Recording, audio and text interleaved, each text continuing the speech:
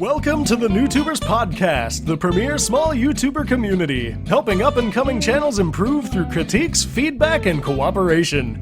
We teach you how to start, build, and sustain your YouTube career. Now, without further ado, let's begin the show!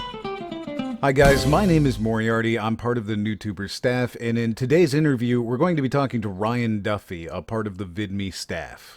Ryan was kind enough to jump in with me and talk a little bit about Vidme, what it is, what it isn't, the future of video creation, and a bunch of other subjects that I think are particularly interesting to smaller content creators. As always, if you enjoy this interview, let us know and we'll definitely try to get more of them out for you. You can find all of the appropriate links we talk about in the description below or the show notes if you're listening to this as a podcast. Without any further ado, on to the interview. So today we've got with us Ryan Duffy from Vidme.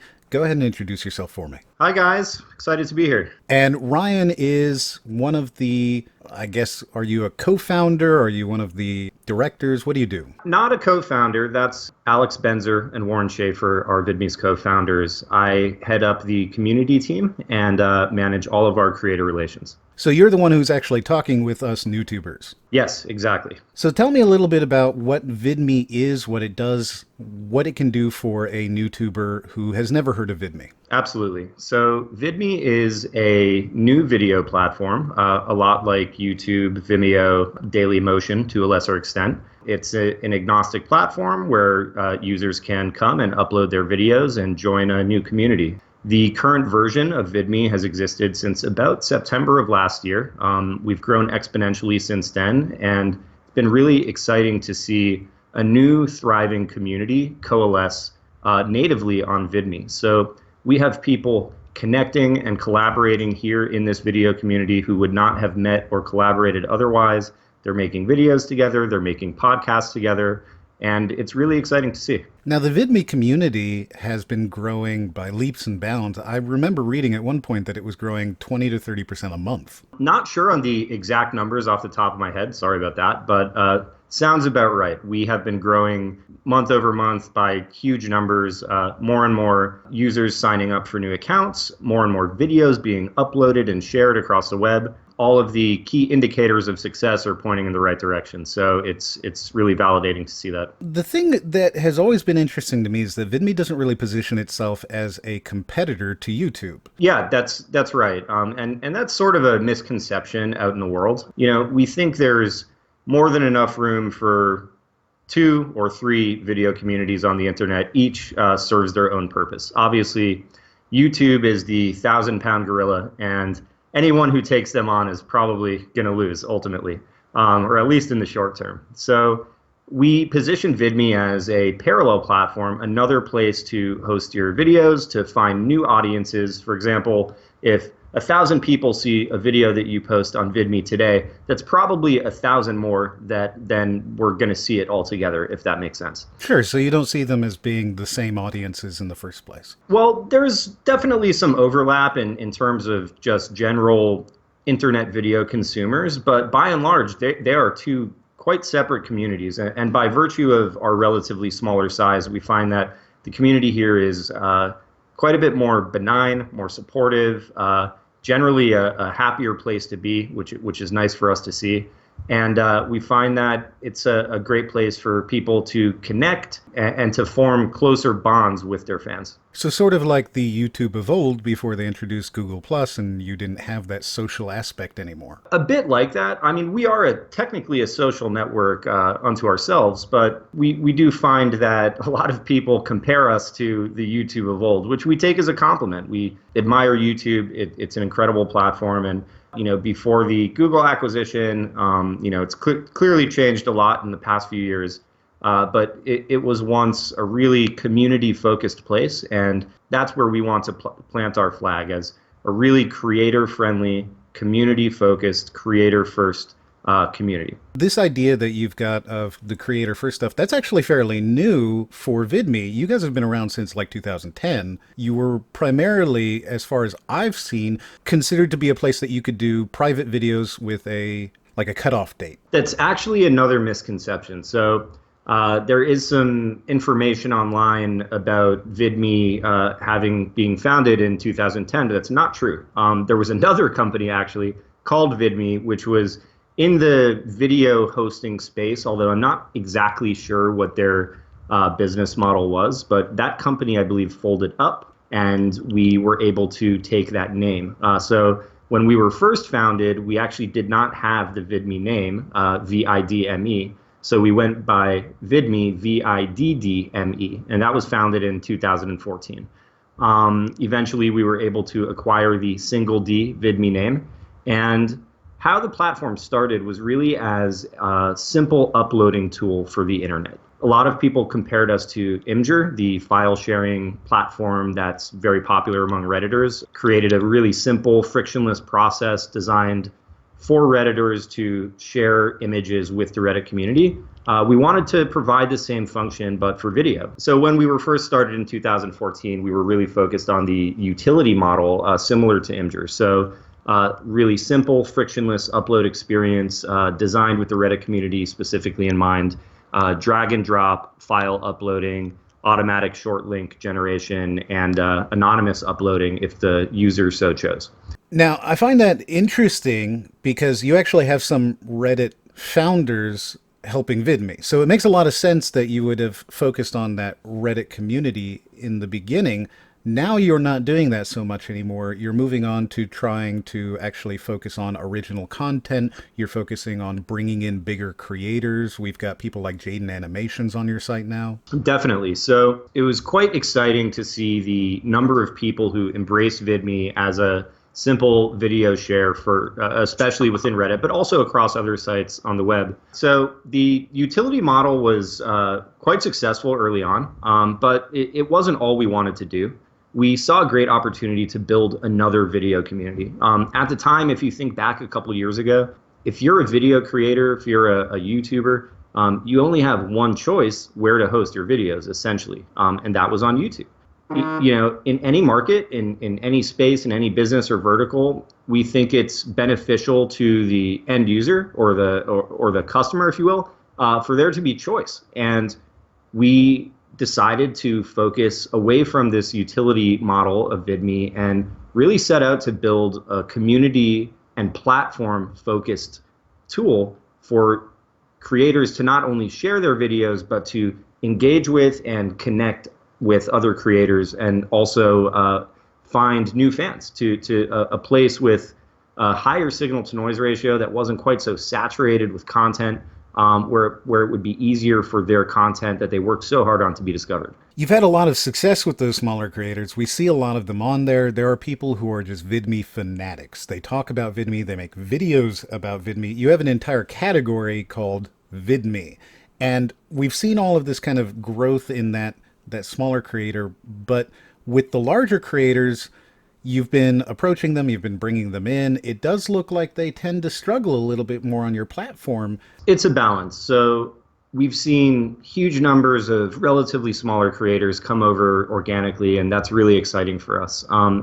At the same time, we've seen quite a few larger creators, people with hundreds of thousands, if not millions of subscribers on YouTube come over to Vidme and join the community. And that's also quite validating for what we're building. For established creators who are existing within the incumbent system on YouTube to see the value in this new community, it's really promising for us to see. And I wouldn't say they're struggling, but it's actually they're coming into a new community and essentially starting over. So the playing field is level. And what's cool to see is a channel like Jaden Animations can be, number one on trending, and the number two channel on trending can be a creator who maybe has 500 subscribers on YouTube. So it's somewhat leveled the playing field for all creators, and people email us and tweet at us and they say, oh my gosh, I can't believe I'm next to Jaden Animations or The Odd Ones Out or Channel Awesome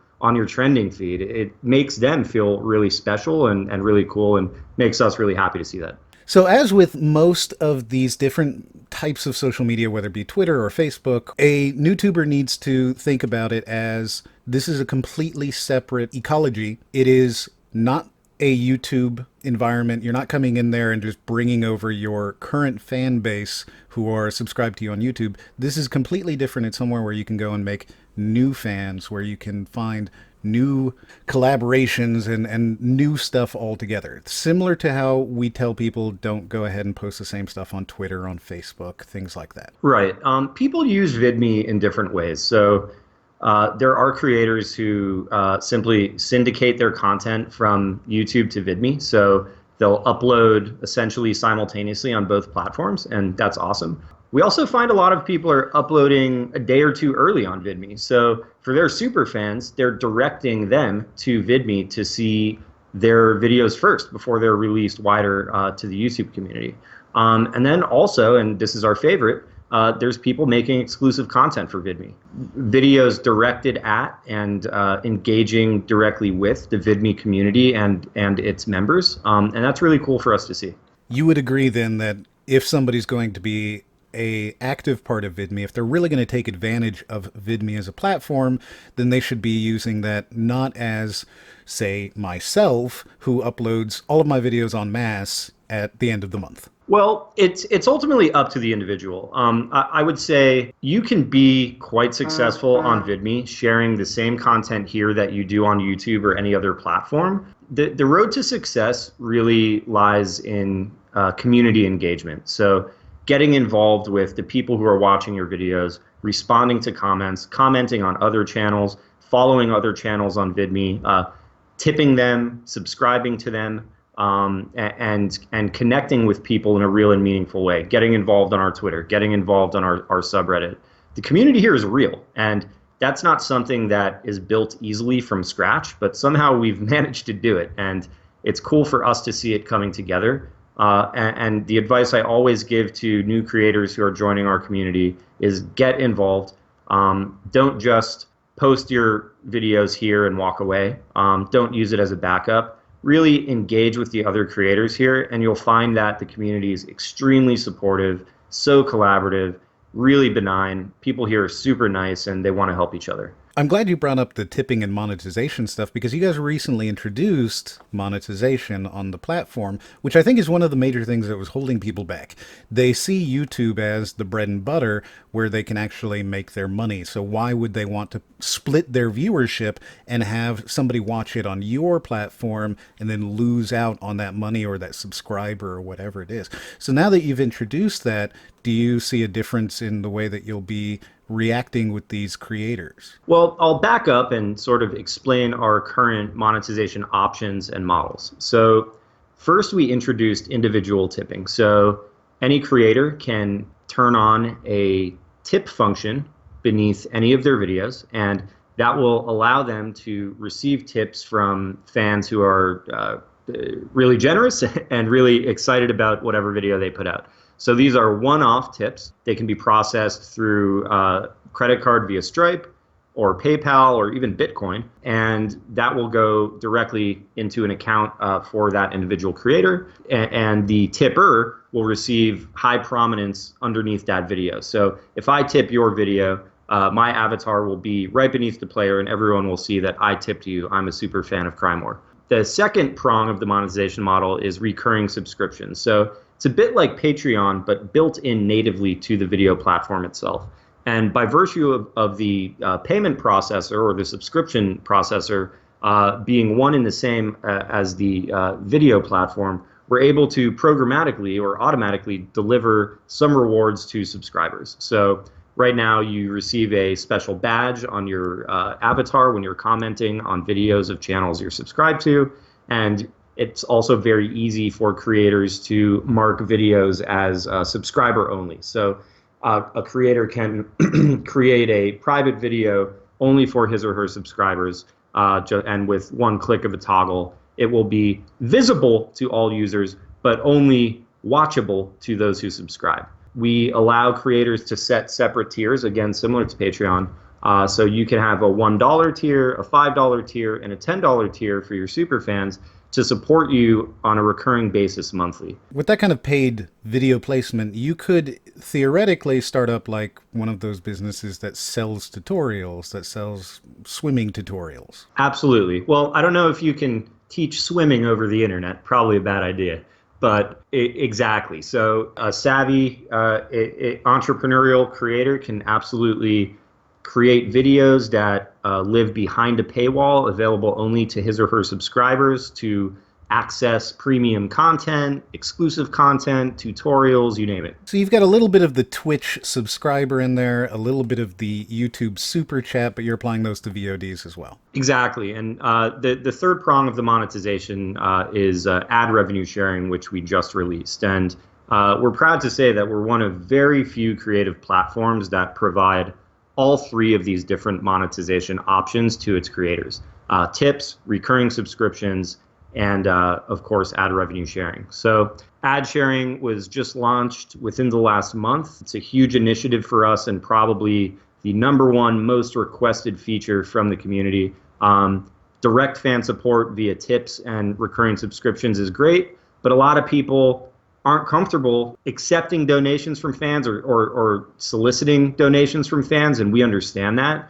The idea of earning money more passively through ad revenue share is a lot more appealing, and we're happy to roll that out to the ecosystem, and it's been promising so far. So now that you've introduced all of this monetization, one of the questions that I do want to ask you first is, what is the level that you have to do to get into this? Is your monetization open to everybody? Do you have to get 10,000 views? What kind of barriers do you have for your small creators? Currently, ad revenue sharing is available to all verified creators. So there's a simple verification application process on Vidme. You can go to vid.me/verified to review the criteria for a channel to be verified. Verification here is different than probably what it means on Facebook and Twitter. It doesn't mean you're a celebrity and you're verifying your identity. It means you're an active and positive contributor to the Vidme community. Once you are approved through the verification process, which takes just a couple of days, a real human evaluates each application. Once you're accepted as a verified creator, you receive a special badge on your channel and access to the full feature set of Vidme, including ad revenue sharing. It's simply, you simply turn it on by activating a toggle in your monetization settings panel, and it's off to the races. So the reason that they introduced the 10,000 views on YouTube was to avoid having stolen content or controversial content. You don't do that, but you do have somebody who's looking at everything. Do you think that that could lead to a adpocalypse for Vidme? Good question. And it's the reason we're being really deliberate about introducing ads into the Vidme ecosystem. We see what's happening on YouTube now. We see a wide swath of creators being demonetized, and it's really unfortunate. A lot of people are being negatively affected when, in our opinion, they shouldn't be. Some people should be, probably, but the vast majority that we see tweeting at us probably shouldn't be.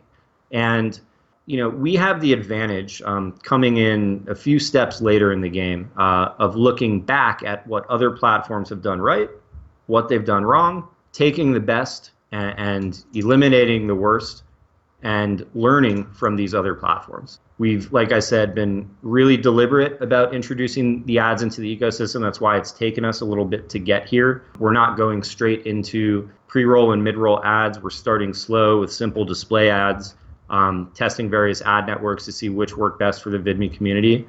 And ultimately, we want creators to be able to earn money passively through ads, but not at the expense of their creative freedoms. And we will work with advertisers in the future to establish a different and unique standard for brand safety that's specific to the Vidme community. I think that's really fair.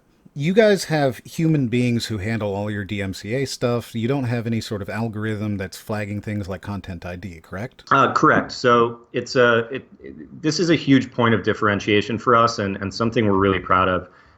Every communication between a creator and Vidme will be real. You will always be talking to a human being, whether you have technical issue that you need support on, whether you have a DMCA claim either claimed against you or that you are claiming, a deletion request, a request to be team picked.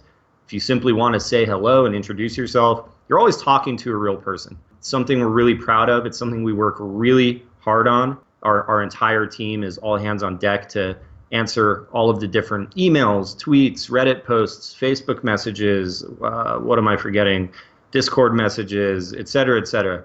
Always with a human touch. You'll always be talking to a real person. And we think the experience, because we've been there, the experience of getting caught in a maze of automated emails and auto replies, it's not a good experience. And it can be really frustrating for people when they have a legitimate question that they can't get answered in an FAQ or by an auto reply. They need to talk to a person. And a person is always available at Vidme to answer your questions. So I see the pros and the cons there. We have things like right now, YouTube is striking and deleting channels that have Let's Plays of the 2016 Doom game from Bethesda because it shows swastikas, and they've decided that swastikas are very bad. So they're removing channels that have that imagery in them. But at the same time, Vidme got a little bit of press fairly recently for hosting the Game of Thrones leaks. Any copyrighted content that's hosted on Vidme by a non-copyright owner should not be posted here.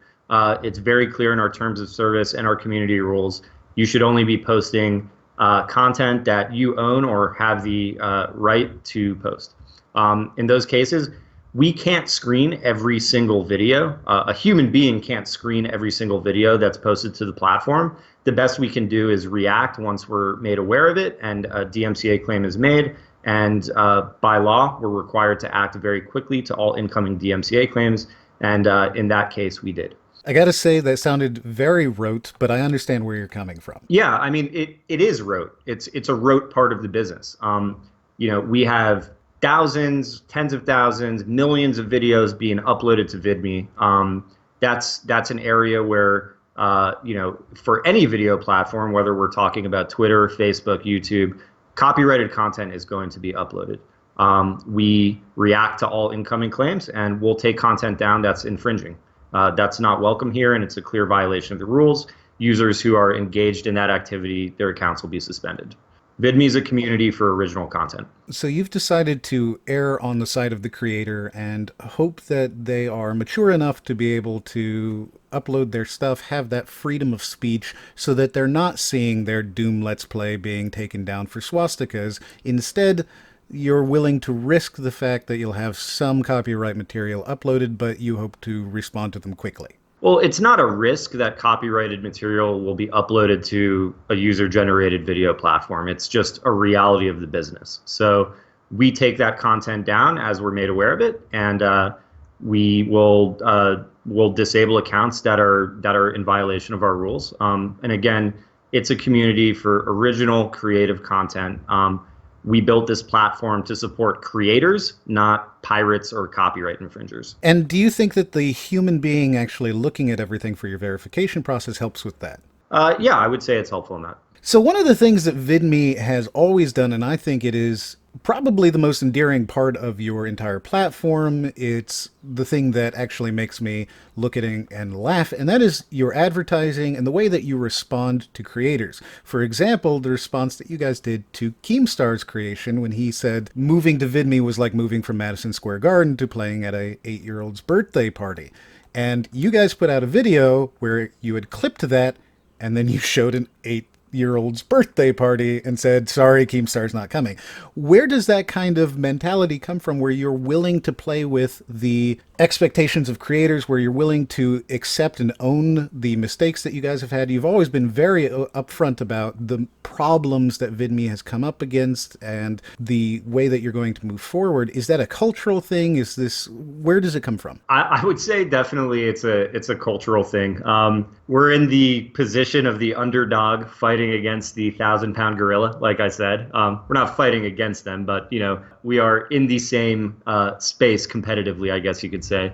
We're in a position where we can have fun at the expense of YouTube itself, other creators like Keemstar. First of all, Keemstar will probably definitely never be playing Madison Square Garden, let's be honest. But if he's going to have some fun with us, we'll have some fun with him. And it was all in good fun.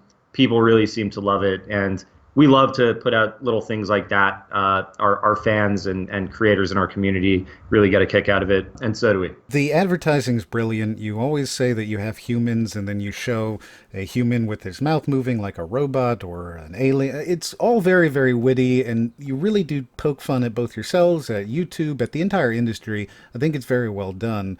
And if you haven't seen any of the ads, it's actually worth it to go check it out on, I guess, Vidme. You can go to vid.me/vidme, and we put out a lot of original content. We're creators ourselves at the end of the day. Not the most talented ones, probably, but we try. So yeah, we do a series called This Week at Vidme, where we give updates on what's happening with the platform, what's new, what cool videos have been posted, what awesome new creators have joined.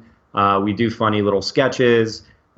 We, like I said, have some fun at the expense of other players in the industry, and we're always glad to do that. And yeah, we're a really small group. It's only 4 or 5 of us putting those together. So I'm quite proud of what we've been able to accomplish and the reach that some of these videos have gotten. So moving a little bit past Vidme, where do you see video creation in the next 2 years or so? It's becoming the go-to thing. You've got everybody jumping into video. What is the next step for a video creator? That's a great question. I think, to your point, we're going to see more and more people entering this space. You and I were talking before we started the podcast about a poll that came out recently. I forget which organization, but it was a very reliable and trustworthy polling organization. Asked a large sample of young kids, what do you want to be when you grow up? And the number one answer was YouTuber. And that's crazy. That is crazy because, YouTube, quote unquote, didn't even exist 10 years ago. This is an area, a sandbox that a lot of people want to play in. The barrier to entry is getting lower and lower. Great cameras are becoming more and more inexpensive. Same with microphones, green screens, all of the accoutrements a creator needs to really raise his or her production value of their videos. The access to information on the internet, tutorials online, how to edit, how to create great graphics and visual effects, all of this information that not that long ago remained behind the walls of colleges and universities and technical schools is now democratized and open to everybody. So we're going to see more and more people entering the space. We're going to see the quality of content rise exponentially. We're going to see production values rise. And it's a really exciting time to be a video creator. There's great options to distribute your content. We think Vidme is one of the best options as a new community with higher discoverability factor and a really passionate fan base. Looking into the future 2 or 3 years, it's hard to tell. It's hard to know. Everyone's talking about virtual reality. We'll see if that catches on. Everyone was talking about 3D 5 years ago, and that was a bit of a dud. I think the opportunity in virtual reality is a lot greater, but the costs have to come down.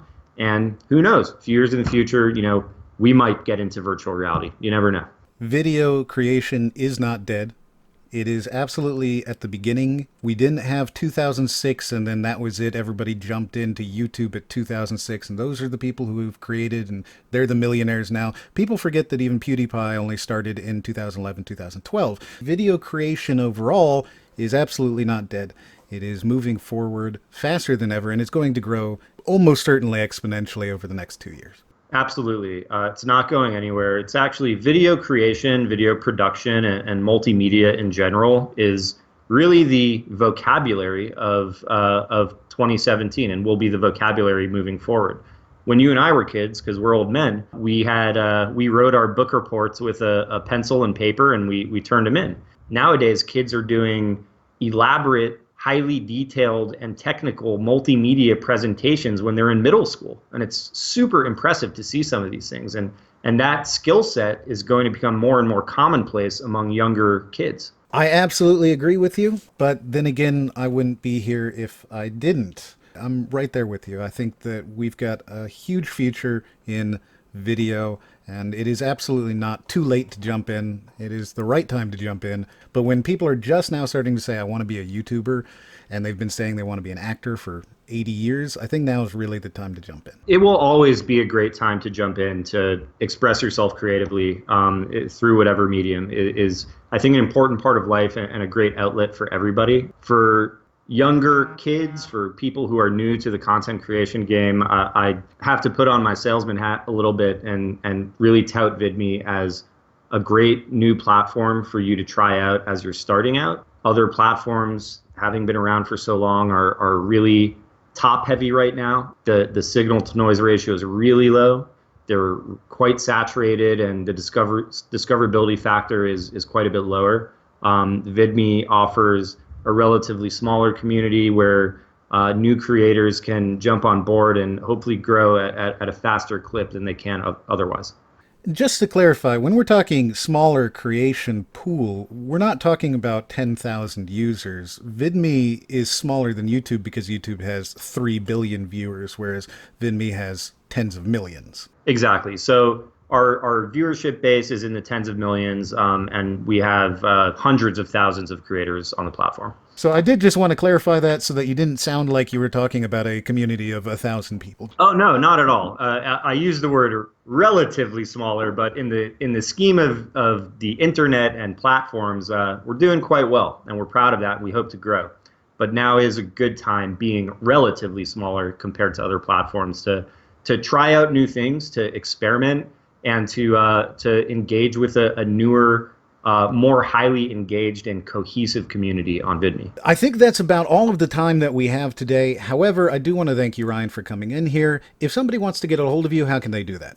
You can email me personally at duffy@vid.me. I'm happy to answer any questions from the community. Hopefully not RIP my inbox for giving away my personal email address.